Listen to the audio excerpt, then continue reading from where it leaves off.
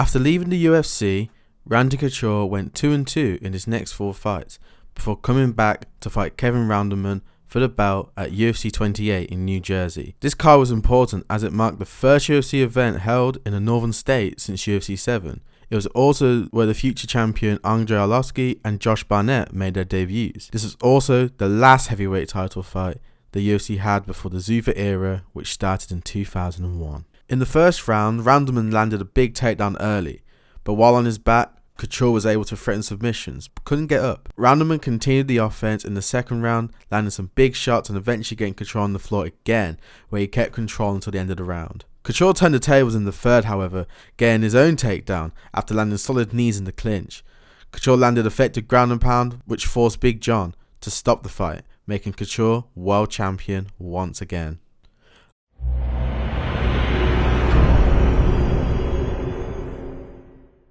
Overall, Randleman showed explosive wrestling that allowed him to nullify great strikers like Rizzo and Pete Williams.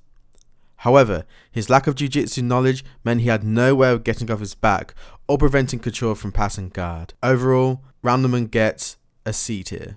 Couture would make his first title defense against Pedro Rizzo at UFC 31.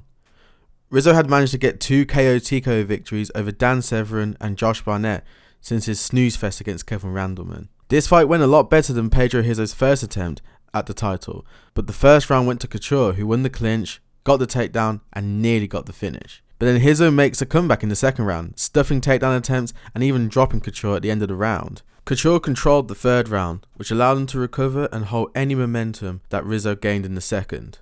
In the fourth round, Rizzo made the read that Couture would drop his guard when trying to clinch, and exploited that by landing effective strikes every time Couture attempted to clinch. This didn't deter Couture from the tactic, as he was able to land heavy strikes from the position. Rizzo would also continue stuffing takedowns, and although Couture would eventually get one, he could not do any significant damage with the position. Rizzo's takedown defense would hold up in the final round, but the same could not be said about Couture's leg, as the damage to it was starting to visibly show, to the point that Rizzo was able to drop him with a leg kick in the final moments of the fight. This fight was voted as the fight of the year in 2001, with the judges giving the close fight to Randy Couture via unanimous decision, giving Couture his first title defense.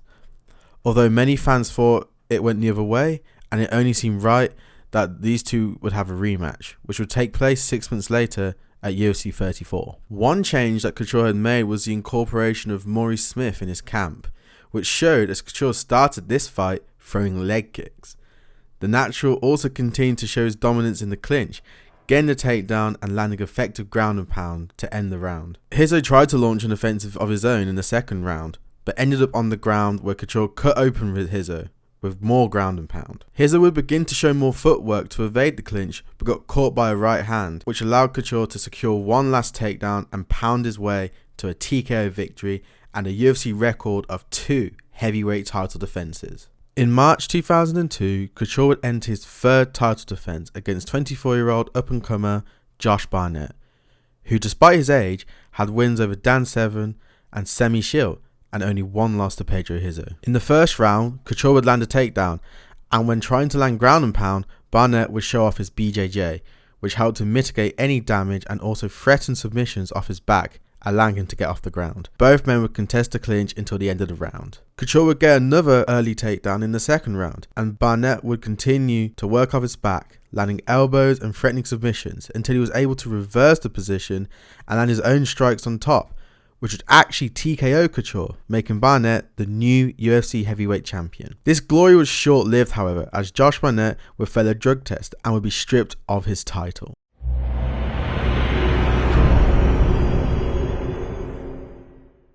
Josh Barnett's championship reign would get a D ranking. He managed to nullify Couture's ground game and show superior knowledge in BJJ, threatening off his back and reversing positions. However, with 0 defenses and getting stripped, he has to stay in D rank. But he's someone I feel like had the potential to be way better and achieve more than he actually did. The fight for the vacant belt would be held at UFC 39 between Randy Couture and Rico Rodriguez. Rico was coming into this fight 13-1 with wins over Andrei Arlovski, Pete Williams, Gary Goodridge and Jeff Monson. He was known for his strong background in BJJ and being a King of the Cage openweight superfight champion. During the first round, Couture showed great pressure on the feet where he tried to take Rico down, but Rico managed to hold his own in the grappling and was able to not be held down for long stretches of time. Couture continued his wrestling dominance in rounds 2 and most of 3 until Rico reversed the position and nearly got a guillotine choke when Couture tried to get up. Rico completely reversed the roles in the 4th round when he took Randy Couture to the ground and landed elbows on top, forcing Couture to fight off his back.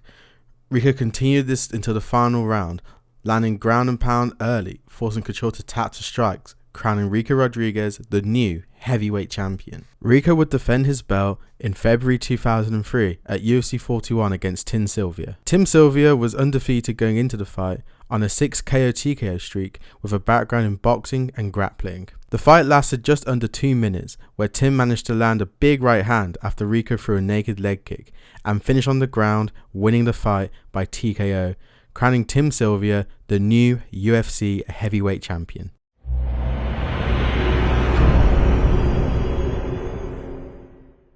Rico's short reign lands him in D tier.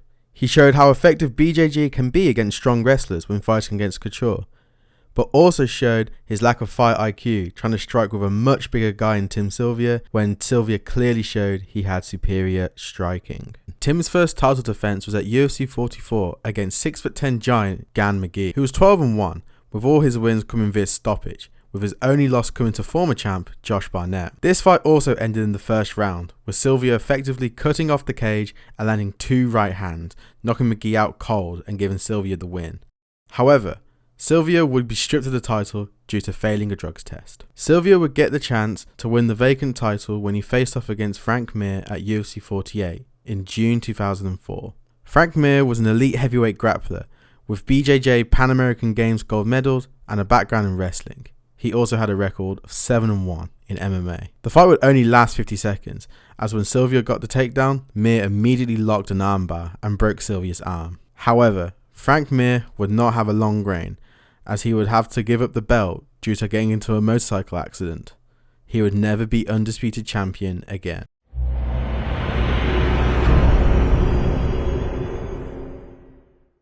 This is one of the big what-ifs in MMA.